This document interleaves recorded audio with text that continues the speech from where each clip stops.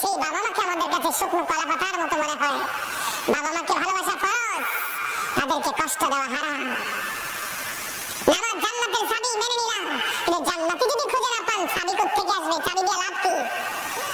বুদ্ধিমান মানুষের কাজ হলো, আল্লাহ হাবিব বলেছেন হতভাগা সে, হতভাগা সে, হতভাগা সে।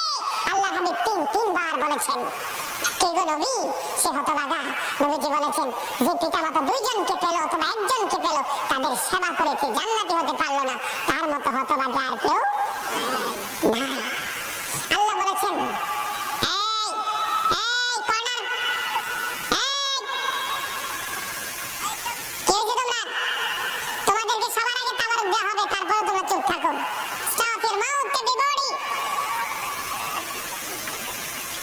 এরা কিন্তু তাবারুকের জন্য আসে নাই, তোমরা কিন্তু তাবারুকের জন্য আসছো। রাগ করলে কিছু করার নাই, এটাই সত্য।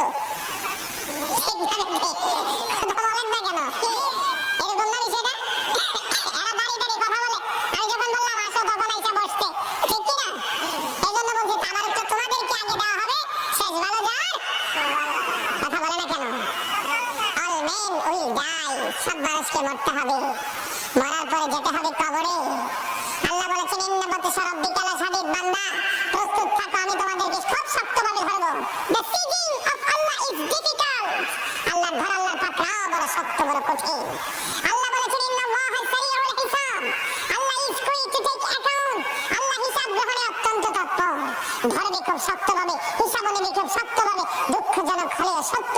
আল্লাহ রাব্বুল আলামিন বলেছেন ফিউচার, বর্দুখী জীবনে তোমার এমন একটা দুর্দশা হবে, যদি তুমি কোনো কারণে যদি পাটা পিছলে যায়, তোমার কোনো উপায় নাই, পৃথিবীতে হেল্পারের অভাব নাই, সহযোগীর অভাব নাই, আপনার খাবার না থাকে খাবার দেওয়ালা মানুষের অভাব নাই, অসুস্থ হলে ট্রিটমেন্টের জায়গার অভাব নাই, আছে না? কিন্তু পরকালটা বড় ভয়ঙ্কর।